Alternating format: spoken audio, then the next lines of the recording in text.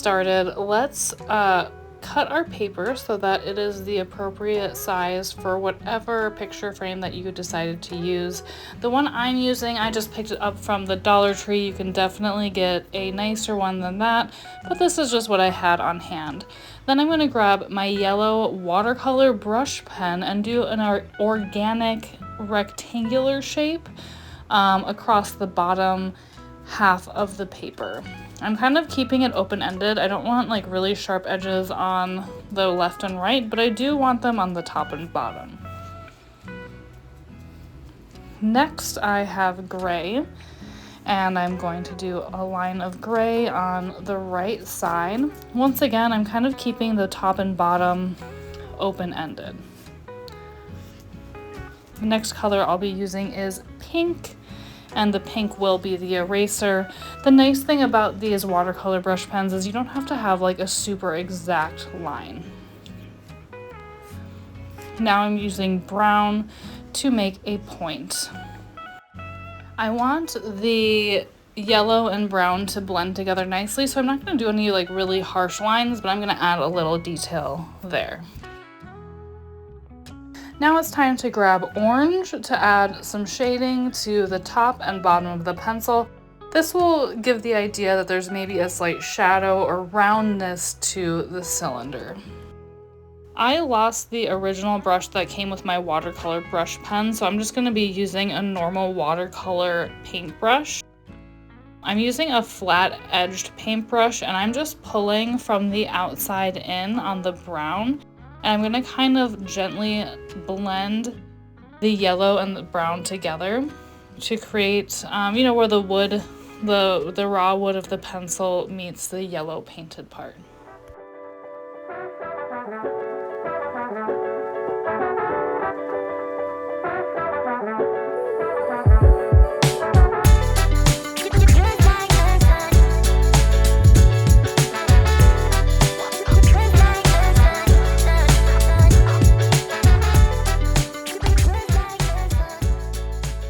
Now it's time to blend the yellow and orange together. So we're really just spreading the water around, getting a nice shape, pulling from the outside, creating a nice sharp edge on the top and bottom, and just blending everything together in the middle.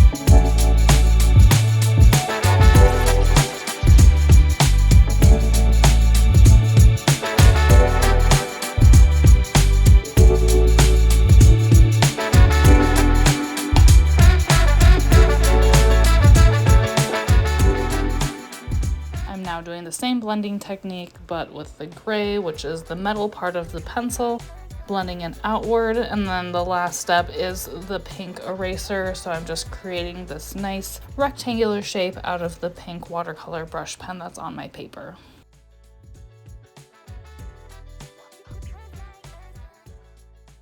I personally like to take a little of the pigment and spread it around across the paper. So I'm just pulling a little pink off the eraser and now some of the yellow and orange, and just doing some random little spots around where I feel like it will look good. Now it's time to let this part dry completely. All right, everybody, it's time to grab your permanent marker. If you have a fine point Sharpie, that will work. Otherwise, I'll link these exact markers in the description box below.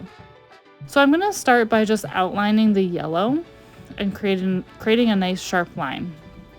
Then we're gonna add some accent points on the inside of the pencil, and then go ahead and outline that raw wood part and create some triangle patterns or shapes between the yellow and the brown. I'm going to complete the end of the pencil now by making an oval shape. So this is the lead. You could do an oval shape. You could also make it a little bit more pointed, whatever you think looks right for your painting.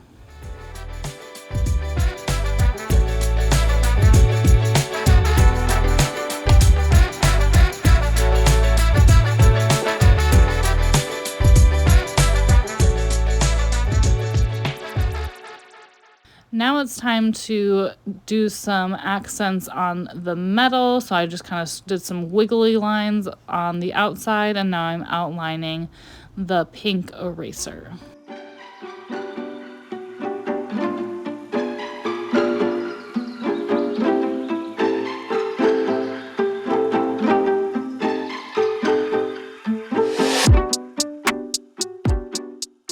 I'm gonna grab my brush pen.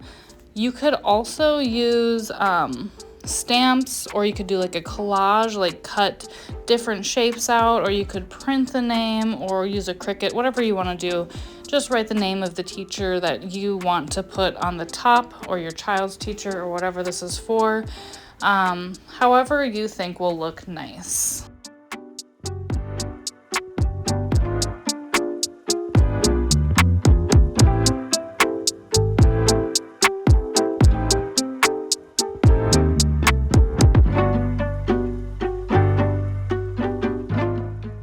I'm gonna grab the black brush pen, and I'm just gonna create a shadow underneath the pencil. This will just kind of help ground the piece and make it look like it has a home. So I'm just gonna use a very light amount because the pigment is really strong in this black brush pen, and I'm gonna spread that out underneath the bottom of the picture.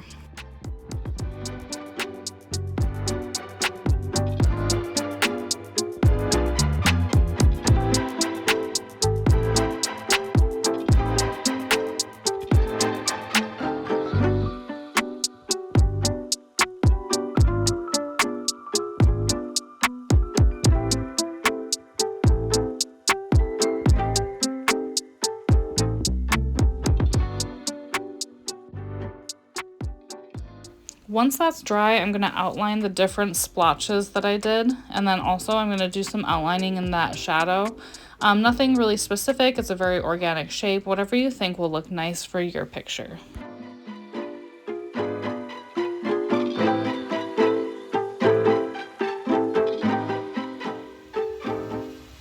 If you need help flattening your picture, don't forget you can always put your watercolor painting underneath some heavy objects overnight. I hope that you guys enjoyed the way your pencil painting turned out, and I hope whoever receives it appreciates the time that you or your child spent creating it. I'll see you guys next week for another video. Bye for now.